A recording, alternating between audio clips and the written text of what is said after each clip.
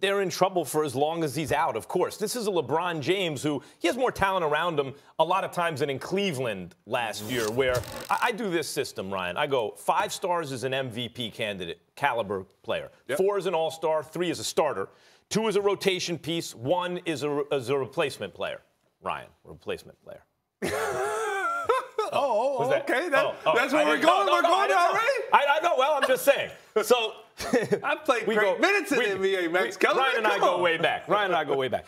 So the point is, when you look at LeBron now, last year when the playoffs came around, he said, damn, when guys were hurt, he's a 5-star guy.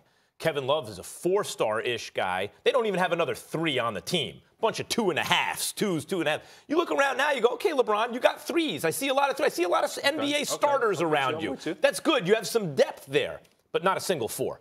There's not a single other all-star on the team. And in the Western Conference, still, if you look at the West, you need to have an all-star on your team if you actually want to win games. I'm not talking about compete. I mean win. Guys, this is not the Celtics last year. Gordon Hayward goes down. Kyrie goes down. There are minutes to go around. And so you have Tatum and Brown stepping up. Oh, my God, these guys are amazing. Kuzma's excellent. He is not Tatum. Maybe Ingram could be a Brown-level kind of guy, maybe. But who's Al Horford? There's not another guy there, an all-star caliber player to actually get you W's. So will it be valuable to get some guys' experience come together as a team? All those things, yes, because they're deep. So as they mentioned on the broadcast yesterday, guys need to get minutes. But can they actually get enough W's to stay? You want to be the A seed or a seed that winds up playing the Warriors in the first round? No. LeBron got to get back kind of fast. Listen, Max, this couldn't come out as a more ideal time for the Lakers. Think about their schedule coming up. If LeBron is hurt, let's say it's a groin. I would assume it's a groin will tear, okay? That's 2 to 3 weeks. And if you look at the schedule, they've got the Kings twice, the Knicks, Minnesota, Dallas, Cleveland, and Chicago. You know what I'm saying? Yeah, I do. If you can't play 500 basketball, there's something wrong. And there's a guy you're not mentioning. He can kind of turn into a 4 a couple times. Rajon Rondo. He's a guy, if you watched the Golden State last night, you can put the ball into his hands. He makes other guys better. He makes those young guys believe. And they don't have to change their games. And you couldn't quite see Rajon Rondo for who he is while LeBron James is on the floor. But as soon as he got hurt, he showed out. He showed you who he was. And if you get them going and the young guys just play the best basketball they can be, because the beauty of it also, you're not asking Ingram to be something different. You're not asking Kuzma to dribble the basketball. You're not going to ask Lonzo to score the basketball, even though you're going to ask him to be a backup point guard. So they're in good shape. Well, here's the problem. Playoff Rondo is a real thing for sure. Yeah. And by the way, but is he a 4? Can he be a 4? Right? He can. When it matters most, he can be a 4. Yeah. Here's the problem. And we're going to talk about James Harden later in the show. So save it. But I'm bringing it up as an example. James Harden is not a great shooter. He's a good shooter. He's a very good shooter. He's not a 44% shooter from 3 or anything like that, but he can shoot from distance. Harden's not a great shooter? No, Steph Curry, Klay Thompson, those are great shooters. By the way, I'm not making it up. We actually have a record of these events. It's called the shooting percentage. He doesn't shoot 42% from 3. He shoots 35%, 37% from 3. But I'm going to let you finish your point. He takes a ton of them, right?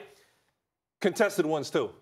Yeah, because he's a good shooter. I'm not saying he's not a good shooter. Okay. And by the way, he also winds up on the free throw line a lot, so he's either taking a high percentage shot, which is likely to go in, or he's taking a shot that there's a lot of upside for. Either way, it works. He's in that system. When I look at the Lakers, it's not just that they are not going to take a ton of threes.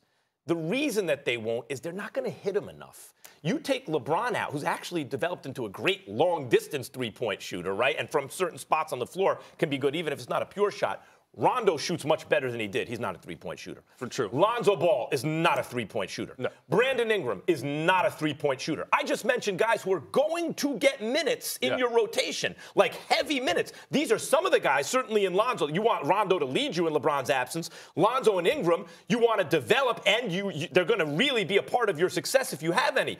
The point is none of them shoot it well enough.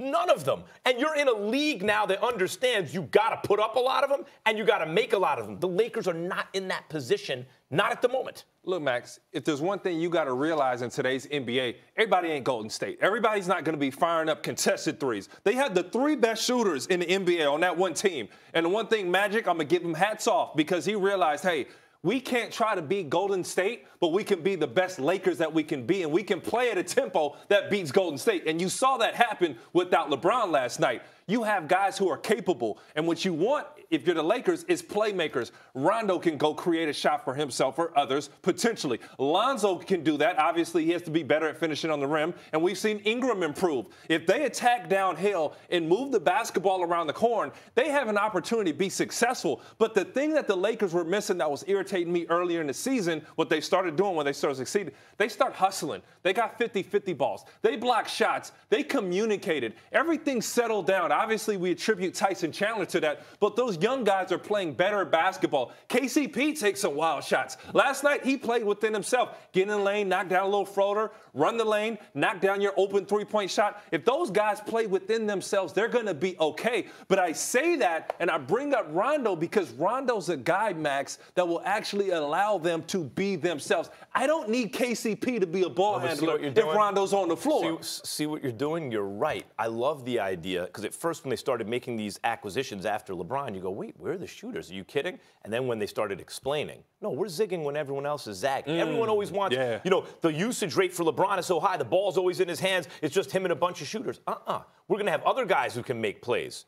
Okay, that's fine. If LeBron is there, he can be the engine that makes it all happen, like a super-duper James Harden for the Lakers, Max, who can elevate everyone else. But if he's not there, what happens? But isn't this part of the deal where you want to see those guys succeed? You want to see him step up? Maybe LeBron can sit back and say, I'm going to trust those guys, right? Ryan, what team do I root for?